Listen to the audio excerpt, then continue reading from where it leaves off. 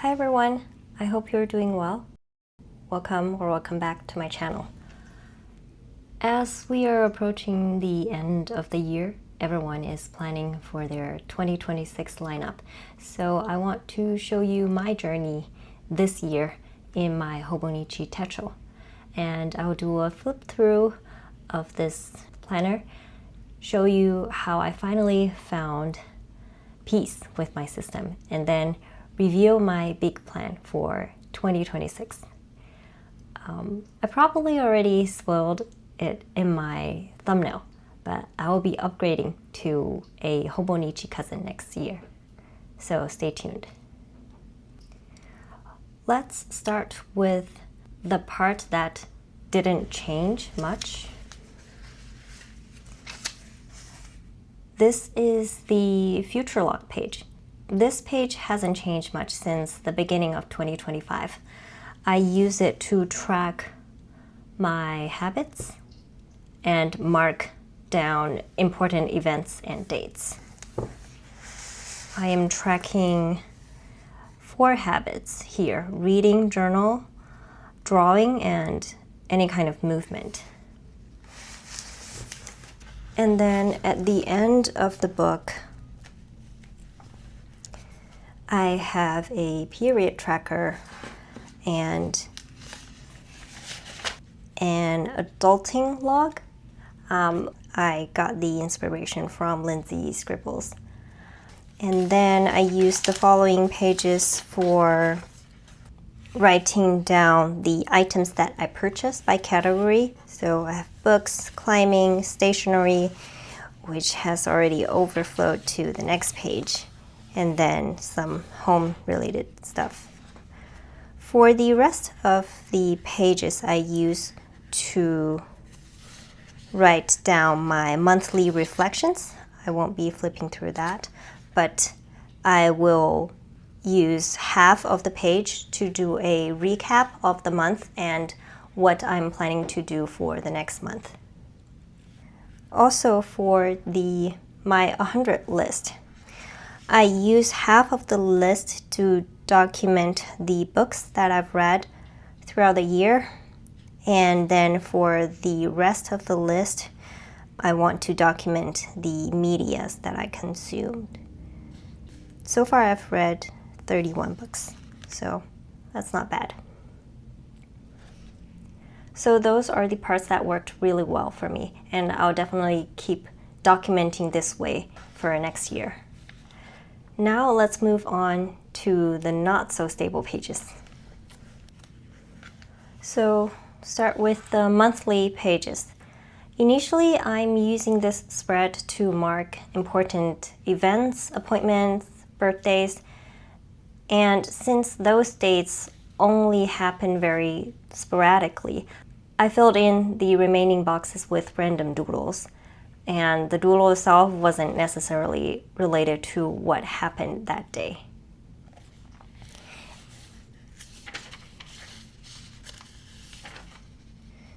And I use the margins to write down the books that I've read, the shows that I've watched, and the number of times that I went rock climbing. I did this for the first few months, but then I kind of fell off in May because I simply ran out of doodling ideas, and I don't want to continue drawing here. And since I have so much blank space, I started logging more of a daily highlights in here. For example, the rock climbing sessions, or when did I record a video. I also put down things like when we're out of power or I'm feeling sick. This way it looks fuller and more interesting to me. When I flip to this page, I can see an overview of this month. Also, for each month, I use a different color, whether it's a new fountain pen ink or a gel pen to fill in everything so it looks more cohesive.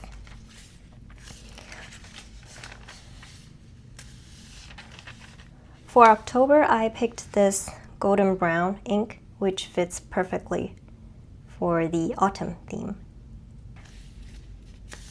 And there are monthlies for the first 3 months of 2026, so I use one spread for all of my inks, both samples and bottles. I like swatching inks on Tomoe River paper. So overall, I think this format really works for me, and this is a good usage of the monthly spread. Now let's move on to the daily pages, where I changed the most over the past 10 months. At first, my plan was to use it as a bullet journal style to both plan and log events and to-do list in here. This is a spread from January. I was only using black gel pen or fountain pens with black ink at that time. It looked quite boring to me, and it is not something that I'd flip back and read through. Sometimes when nothing really happened, or if I have fewer to-dos, the page looked empty and I felt compelled to find ways to fill the space. For example, in here I put down some produce stickers and drew a football because it was Super Bowl day. But I don't even watch football. I just put it down here because I don't like the look of a half-empty page. So then I started swatching inks on empty sections.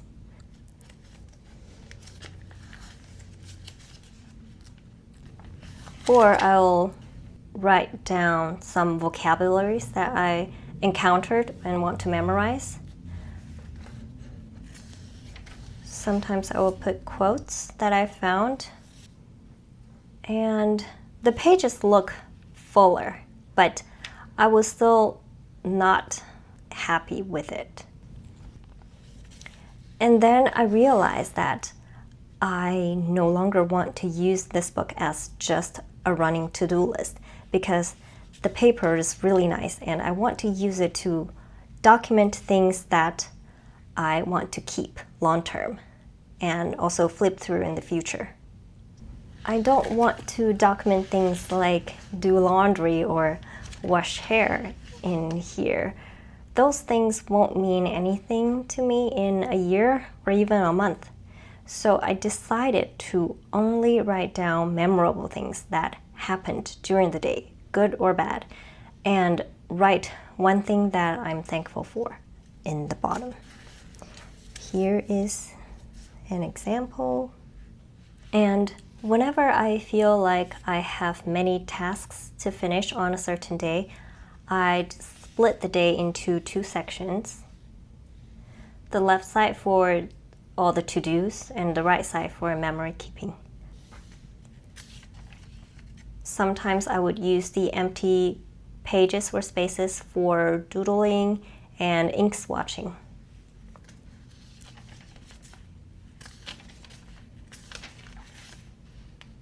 Another ink swatches.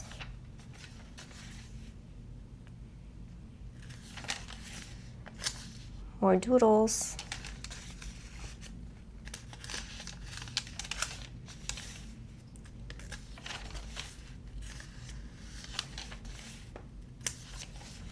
So I kept using this layout for several months and it worked really well. I also felt less anxious about empty pages and spaces and gradually started to embrace them, not forcing myself to fill everything in.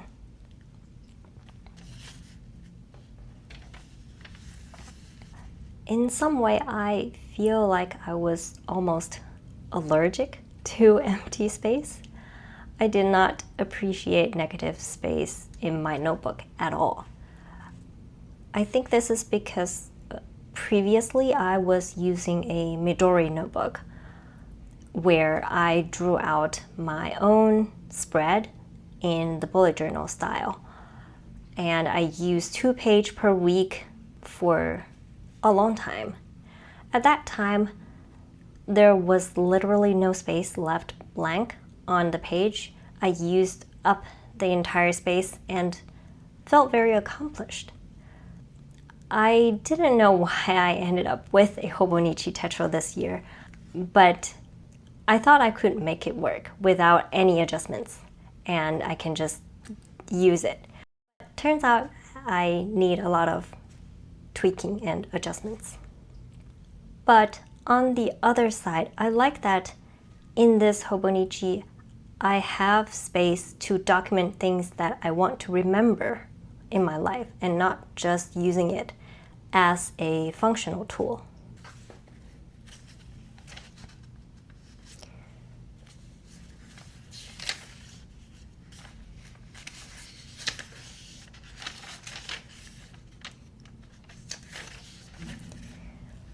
So I kept using this planner like this, and in June I want to incorporate more of my stationeries into it, not just fountain pens and paint. I started using tumble brush markers to write down a title or keywords of the day and journal around it. You can see that initially I wasn't very good at calligraphy and using brush pens, but that's okay.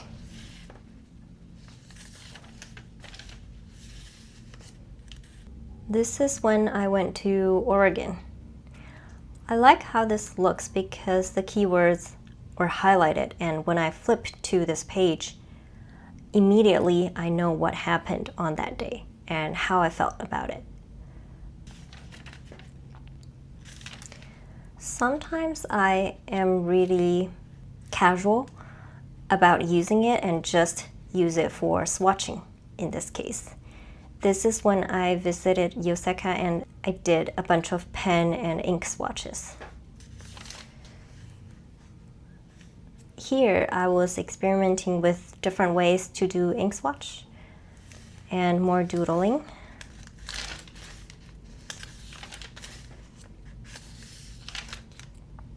More random doodles. Here I was trying out the permanent ink that I got and see how it performed. And this day I just wrote down the places I visited. Okay, here is when more empty pages started. I think July and probably the latter half of August were where I am most inconsistent in this journal. I allow myself to leave pages blank, either because nothing exciting happened or I just was not in the mood to journal. At first, I was thinking about going back and fill in those pages because I actually can. Most of the time, I will mention what happened when I'm writing my morning pages the next day. And if I really want to, I can read my morning pages and track those memories down. And then move them into this book. But I gave up on that idea because I actually never go back and read my morning pages because it is just a tool for me to write down things that was occupying my mind at that time, and I never want to reread my stream of conscious. And in some way, empty pages are also telling me something. It has a meaning, and I want to honor that too. If anything, I also do long-form journal on a weekly basis in my traveler's notebook, and any emotions or events that happened will also be documented over there. Nothing will get lost for me. And here, because I was at the DC pen show, I used up a week worth of pages for ink swatches and pen testing.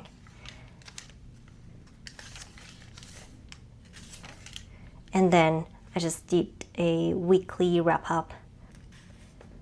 Then going back to logging daily events. I can feel that I am getting more comfortable using it.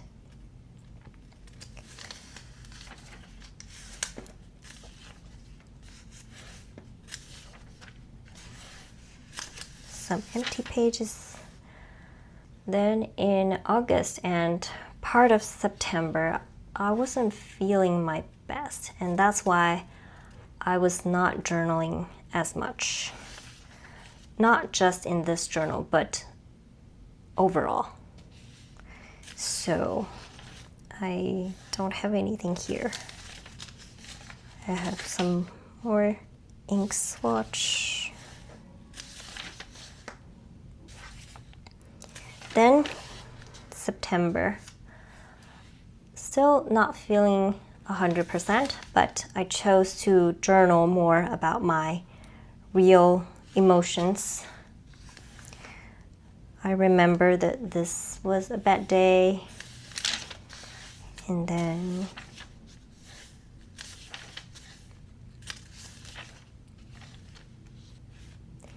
this is a recipe that I tried for a chocolate chip muffin. It turned out okay, so I want to document it here, and maybe I'll try to tweak something. These are some stationeries that I got from a JetPens haul. I got sick on this day. My stomach hurt so bad, and I wasn't able to get up the entire day. And then somehow I got a bubble tea on the next day. I went to Manhattan and meet up with my college friends. We visited some stationery stores as well.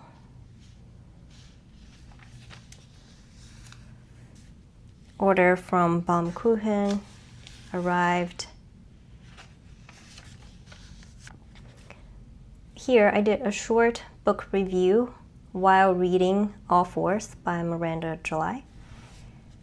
Have you read it? It's a really weird book for me.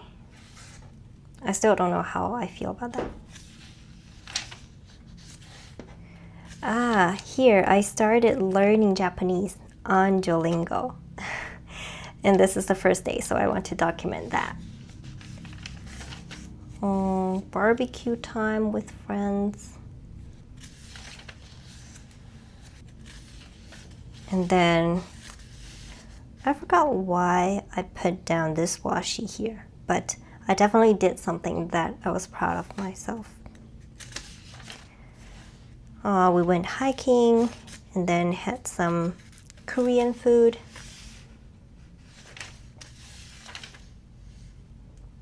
Got some books.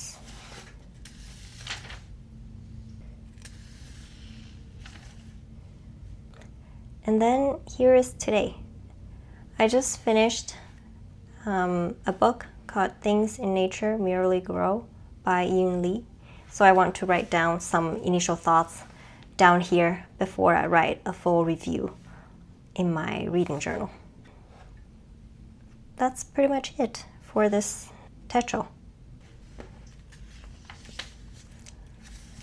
I feel like my relationship with Hobonichi had really changed and evolved this year, and I am very happy with the current setup here.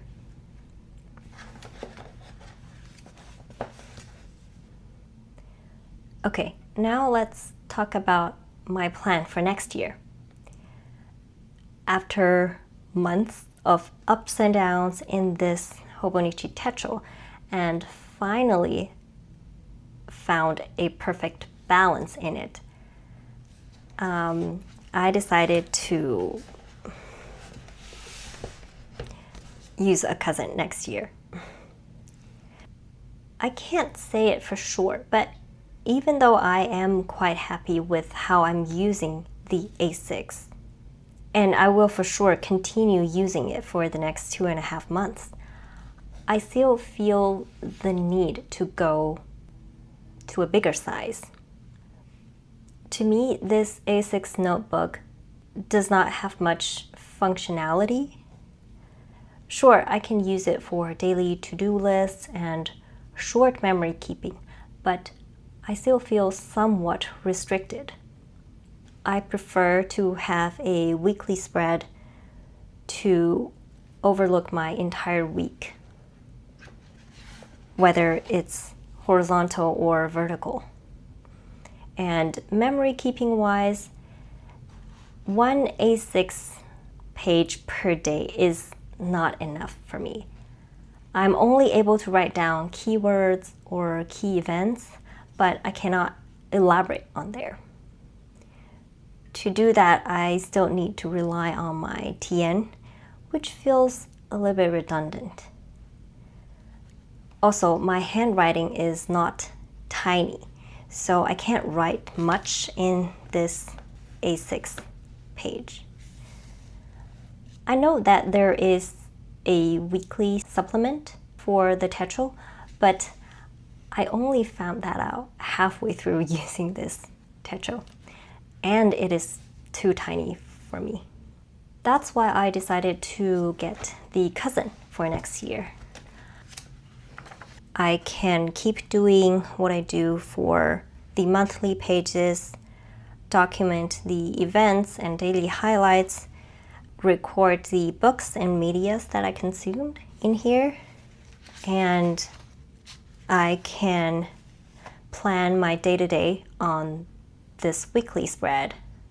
Then on the daily pages, I will have enough room to write down my reflections or inspirations of the day, things I want to keep note of, and not worry about running out of space. The only thing I'd limit myself doing is probably collaging or excessive decorating in here, because I don't like a chunky notebook. To me, this is a reasonable thickness for me to comfortably write in it. So this is my review and my plan for next year. How has this year been going for you in your planner? Are you happy with your setup? Do you have a plan for next year already?